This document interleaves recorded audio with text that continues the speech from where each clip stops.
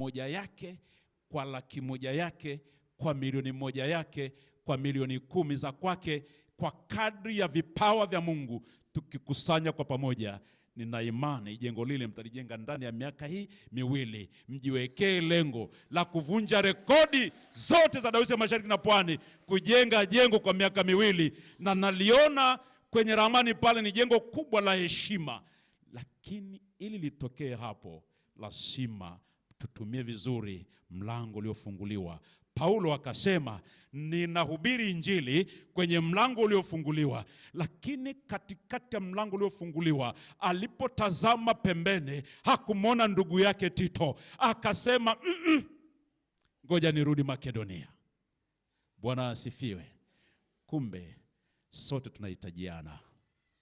Huwezi kufanya kitu peke yako. Mimi namhitaji mchungaji, mchungaji anamhitaji mzee wa kanisa, mzee wa kanisa anamhitaji msharika, msharika anamhitaji mchungaji, kwaya anamhitaji mchungaji, mchungaji anamhitaji mwinjilisti.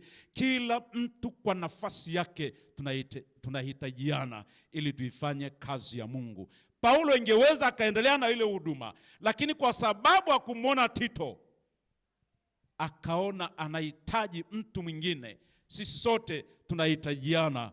Bwana asifiwe sana. Yesu asifiwe. Ndugu zangu, Mungu alipofungua mlango kwa Paulo wa kuhubiri Injili, mafanikio au huduma au kazi yoyote kwa mtu yeyote ni pale ambapo Mungu anamfungulia mlango. Hata kwenye familia zetu tuna malengo yetu kwa mwaka huu. Kila familia malengo yake, si ndio? Hayo malengo tulijiwekea ni mlango ambao Mungu ameufungua. Na Mungu asipofungua mlango, tutapiga mark time. Lakini kwa Makabe hakuna mark time. Kuna kutembea. Kuna mlango uliofunguliwa, mlango wa baraka. Kila anayetumika kwenye madhabahu hii atafanyika kwa baraka. Ukisoma mstari wa 14 anasema muwe manukato. Bwana Yesu asifiwe. Tuwe manukato, harufu nzuri kwenye madhabahu ya Mungu. Na ili uweze kuwa manukato na harufu nzuri kwenye madhabahu ya Mungu, moyo wako kwanza ufanyike kwa madhabahu ya Mungu, yabebe manukato ya Mungu, ili Mungu akufungulie mlango. Wana wa Mungu,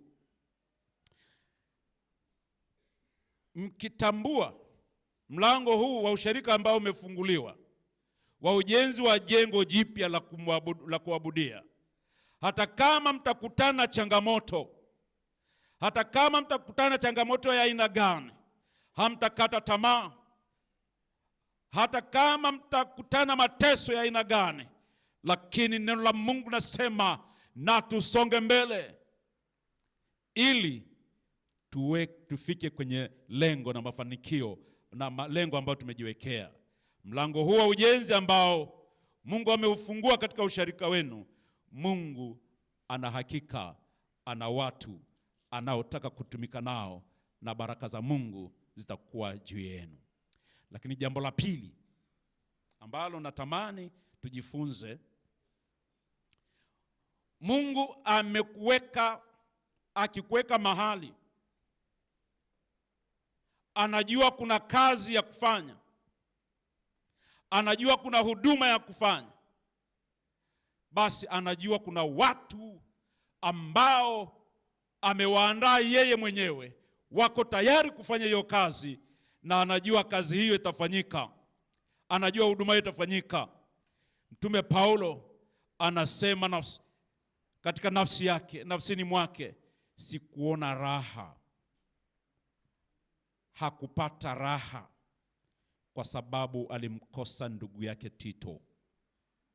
Kumbe basi katika safari ya kazi ya ujenzi, akikosekana kwenye jumuiya, tukiambia tufanye 1, 2, 3, kiongozi wa jumuiya ukiona mwenzako hayupo kwenye msafara huo, usikae ukarelax. Paulo hakuona raha alipomkosa Tito, alichukua hatua. Kumbe tunahitajiana kama ambavyo nimesema tangu mwanzo. Hakuona raha. Unaonaje raha wakati mwenzako hayuko kwenye umoja wenu? Utaonaje raha wakati mwanakwaya mwenzako hujamwona wiki mbili, wala hakuna mtu mwenye juhudi za kumtafuta? Utaonaje raha wakati mzee mwenzako hajaonekana kwenye vikao vile vitatu? Mchungaji ataonaje raha wakati anaona hakuna kinachokwenda? Anatafuta. Paulo hakuona raha kwa sababu hakumwona Tito, na Tito alikuwa amemtuma kwa ajili ya kazi ya Mungu. Sasa hatutaona raha mpaka kazi ya jengo la Mungu isimame na kufunguliwa na kuishi humo. Ni maombi yangu kwa Mungu asimwondoe yeyote duniani ambaye amelitumikia shauri hili la mlango uliofunguliwa kabla macho ya nyama na ya rohoni kuona ufunguzi wa jengo lile. Bwana asifiwe. Kwa hiyo niwaombe, mnaweza mkafanya maajabu, alafu atakasema jambo jema latoka wapi? Laweza kutoka Makabe, alafu atasema ndio, Makabe kuna jambo jema, na ninyi mtakufanya Makabe iwe na jambo jema, si wengine. Mwisho niseme hatuna mjomba, mjomba ni sisi, neno la Mungu. Moyo ukifunguliwa, mlango wa moyo ukifunguliwa, ukajua kila ulicho nacho ni cha Mungu, basi utaachilia kwa Mungu. Na neno kunasema neno la Mungu li hai. Neno la Mungu li hai. Neno la Mungu likiwa hai kwako, hutazuia baraka alizokupa Mungu kwa ajili ya kazi ya Mungu. Bwana asifiwe. Mmefanya mengi kwa utukufu wa Mungu, lakini hili nalo Mungu amewaweka ili mfanye kwa majira haya, kwa wakati huu. Ndugu zangu, nikimaliza niseme tu, Paulo anataka kutuonyesha au kutufundisha mambo kadhaa. Jambo la kwanza, Mtume Paulo anajitambua yeye ni mtu. Jambo la pili, anatufundisha kwamba anahitaji msaada wa watu wengine. Hawezi peke yake, na kila mmoja anamhitaji mwenzake. Hakuna unaloweza kufanya peke yako. Kuna watu wana viburi kweli kweli. Ana kiburi cha elimu, ana kiburi cha mafanikio.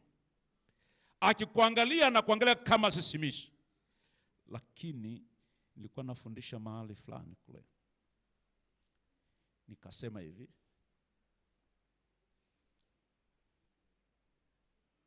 unapojiona wewe una kila kitu, lakini kuna mtu ulimdharau huku nyuma, kuna siku utamhitaji maskini abebe jeneza lako. Tuko pamoja? Ukijiona wewe umejitosheleza katika kila jambo, na kuna watu unawapita mlangoni mwako, uko kwenye gari na mvua imenyesha na barabara zetu hazijakaa sawa, unapita kwenye dimbwi wewe na wai unamwagia maji, lakini kumbuka, fedha hajawahi haitabeba jeneza lako. Yuko maskini mmoja asiyekuwa na jina atabeba jeneza lako. Yuko maskini mmoja ambaye siku moja atakwambia, baba, hapo kuna shimo usipite, lakini ulimdharau. Lakini habari hizo kaulizeni tajiri na Lazaro.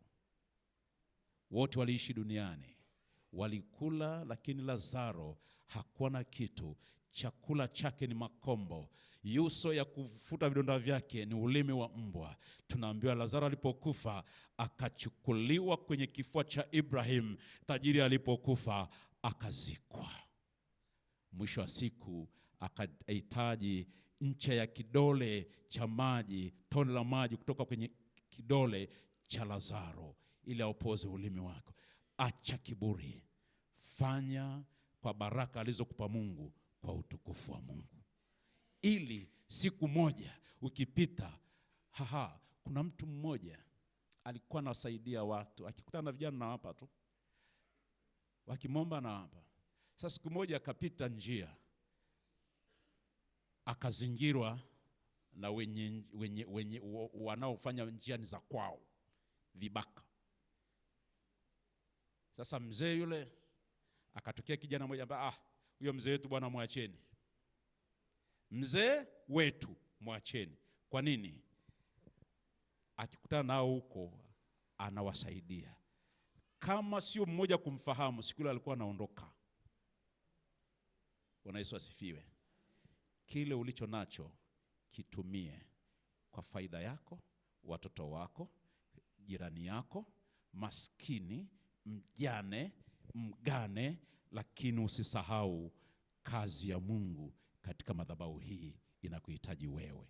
Bwana Yesu Kristo asifiwe. Bwana asifiwe. Ndugu zangu, tukumbuke jambo moja kubwa la kukumbuka. Safari ya kuelekea msalaba, tuko siku ya 8 kabla ya Pasaka. Safari ya kuelekea kwenye msalaba inaongozwa na neno la Mungu. Na sisi safari ya kuelekea kwenye ujenzi wa kanisa jipya kwa ajili yetu sisi wana Makabe naongozwa na neno la Mungu. Neno la Mungu lilo hai, neno ambalo ni takatifu na lililojaa neema na baraka ya Mungu. Ndugu zangu, leo ni siku ya kushiriki sakramenti ya meza ya Bwana. Na sote tumealikwa kuikaribia meza ya Bwana. Niombe unaposhiriki meza ya Bwana, mwili na damu ya Yesu Kristo, ni damu ya Yesu Kristo, ni damu ya agano. Na agano hili ni agano zuri na lilo bora. Waibrania sura ya 8 na mstari wa 6 anaonyesha sifa za hilo agano. Anasema ni agano zuri, agano bora. Kwa hiyo unapoinywa damu ya Yesu Kristo au unaposhiriki mwili na damu yake Yesu Kristo, tambua umekubali kuzipokea ahadi za Mungu zinazoambatana na neno lake ambalo li hai. Na kwa maana hiyo, tunaposhiriki meza ya Bwana, tunaingia kwenye agano zuri na lilo bora kuliko maagano mengine yote. Na sisi tunakubali kwamba tunashiriki kwenye agano hilo. Unazipokea ahadi hizo zilizo nzuri ambazo zimeletwa na kuthibitishwa au kuhalalishwa na damu ya Yesu Kristo, damu ya agano ambalo ni agano zuri na bora. Ukisoma Waebrania 8:6 anasema hivi, lakini sasa amepata huduma iliyo bora zaidi, kwa kadri alivyo mjumbe wa agano iliyo bora, lililoamriwa juu ya ahadi zilizo bora. Na maandiko matakatifu yanatuonyesha ya kwamba na kuthibitisha kwa wazi kabisa kwamba damu ya Yesu Kristo ni damu ya agano ambayo inakuja na ahadi nyingi, na ahadi hizo ni ahadi zilizo bora. Ukisoma vizuri Yohana mlango wa 6 mstari wa 54 anasema ya kwamba aulaye mwili wangu na kuinywa damu yangu anao uzima wa milele, nami nitamfufua siku ya mwisho. Bwana asifiwe. Tunapojiandaa kushiriki meza ya Bwana, lazima tujikague, tuone ni wapi tulipoanguka, ni wapi ambapo tumekwenda kinyume na mapenzi ya Mungu, ili tunaposhiriki meza ya Bwana tuwe na uzima ndani yake, lakini tuwe na hakika ya kupokea ufufuo wa Bwana wetu Yesu Kristo aliye hai. Kwa hiyo tunaposhiriki meza ya Bwana tusiende kwa mazoea, twende tukiwa tumejiandaa kikamilifu. Sema na Mungu wako kule tunakotoka kwetu ya Mungu kule. Siku ya ushirika mtakatifu walikuwa wanaandikishwa kule Machame. Si wengi mliotoka Machame tunakumbuka? Mnaandikishwa siku ya Jumatano, wanakaa mchungaji, mwinjilisti na wazee wake wa kanisa wanapitia. Alafu kule wanafahamiana. Kama umegombana na ndugu yako, ambia katengeneza kwanza na kakako. Kishatengeneza ndio unakuja unaandikisha hapa. Kama kuna michango ya kanisani hujadai hujakamilisha, unaambia kamilisha na hili. Alafu ndio unakwenda kushiriki. Bwana Yesu asifiwe. Na kule Bukoba mkishiriki mnapeleka kitabu kwa mchungaji. Mchungaji unasaini leo tarehe 8 huyu msharika huyu ameshiriki meza ya Bwana. Ana notebook, kitabu chake kama kitambulisho hivi. na unasaini pale ameshiriki, kwa sababu atakaporudi nyumbani ulikuwa unashiriki.